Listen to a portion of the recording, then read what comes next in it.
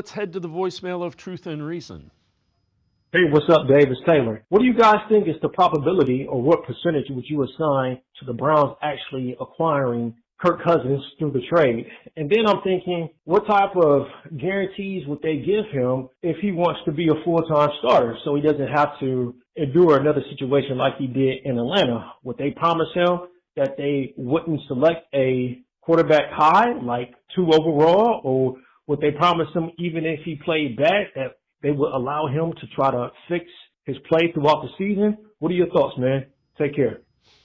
As always, appreciate all of the voicemails. Let's welcome in Tom Withers, longtime Browns, Cavs, Indians reporter. And Tom, I don't know what percentage.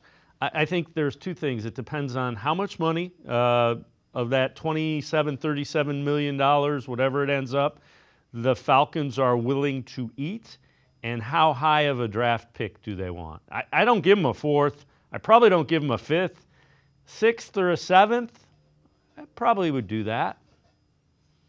Yeah, I totally agree with you, Dave. I think it's all about that money. I'm still trying to find out what Kirk Cousins was doing in Westlake last week, whether he was house hunting or whatever he was doing. I don't think he had to go all the way to Cleveland to go to Chipotle. So that was fascinating, and obviously another wrinkle in this ongoing Browns quarterback saga. So I think you're spot on. I think it's all about, how much, if they are able to work out this deal, what's going to be the compensation.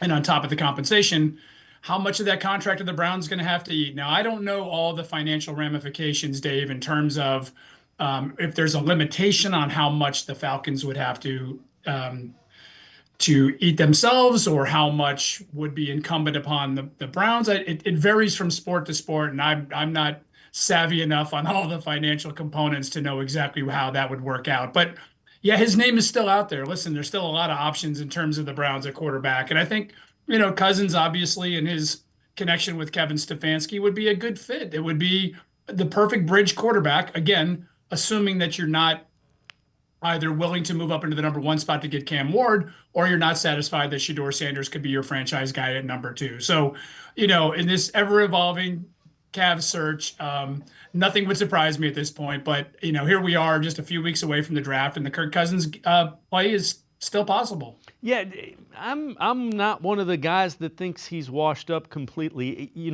I've talked to several beat reporters from Atlanta. We've had some of them on the show. They didn't build the offense around him, and he wasn't completely forthright. They were a little aggravated that he wasn't completely forthright with how his arm felt after the hit. His injury, right? Yeah. Right. So those two things, and a year further removed from the Achilles, I'm at least intrigued by him. I could see him being an average to slightly above average NFL quarterback. Oh, I'm with you 100%. I mean, he's got a proven track record, Dave. I mean, this is a guy that's won at the highest level. And again, with the connection with Stefanski, I think he would be comfortable in the system.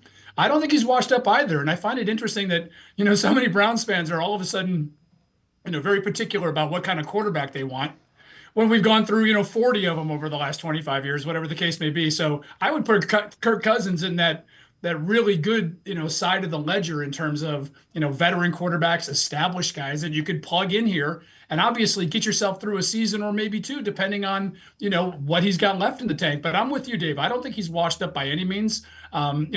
I've been very impressed with him. I don't know him well. I've dealt with him a little bit, at times when I've covered whatever team he may be on that I was part of. But I've been impressed with him off the field. He certainly seems to stand for all the good things. There's a lot of Joe Flacco, I think, in Kirk Cousins, and that's got to get people excited. And again, if that's where you feel is your best option right now, if you're not sold on one of these young guys, then I think it's a really good option.